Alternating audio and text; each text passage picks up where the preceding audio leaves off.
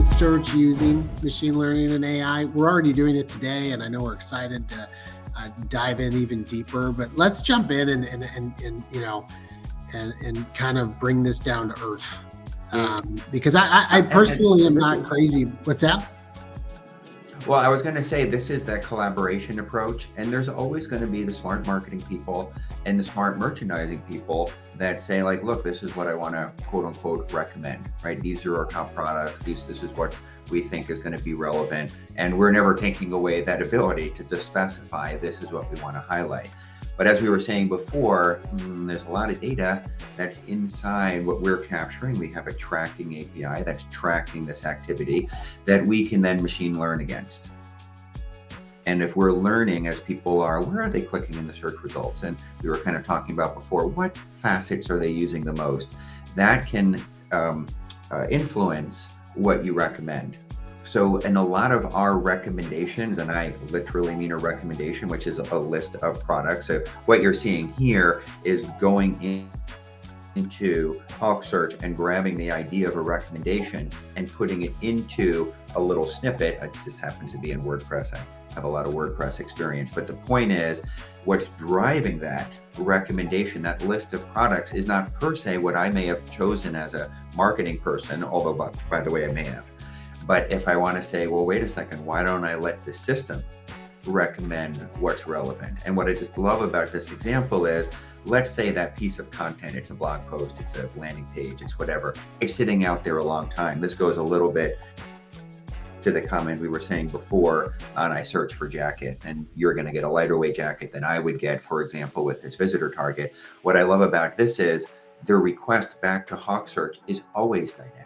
Even if someone happens to do a search and they land on that page, 6 months from now and something is very different or what have you, they're still getting the recommendation back dynamically. Like, what's the latest activity? What's the latest, machine learning result? It's not static. I'm not literally putting a list here. I'm just putting a rule here. And we have a large number of those rules, as we'll see in one of the next slides. Yeah.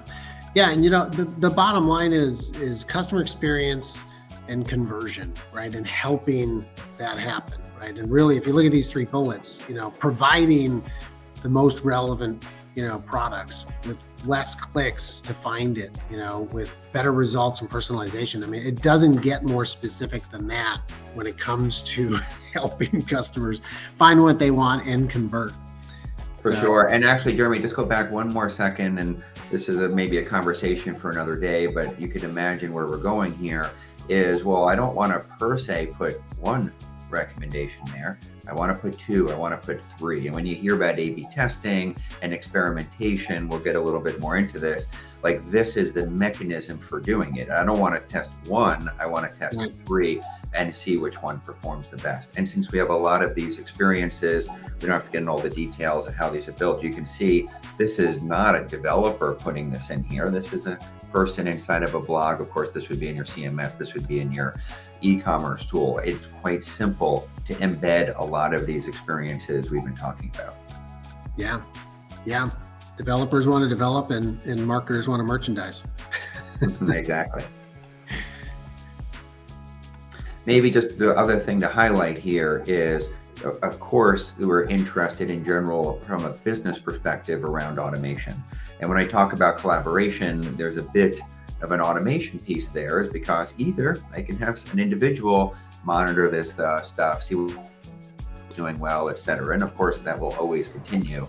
But I sure like the idea of automating these processes, let the system learn, let the system analyze, let the system track what's going on and make those recommendations, etc. And then we're tracking it. So for me, our whole AI strategy and what we're doing with it is really an automation strategy.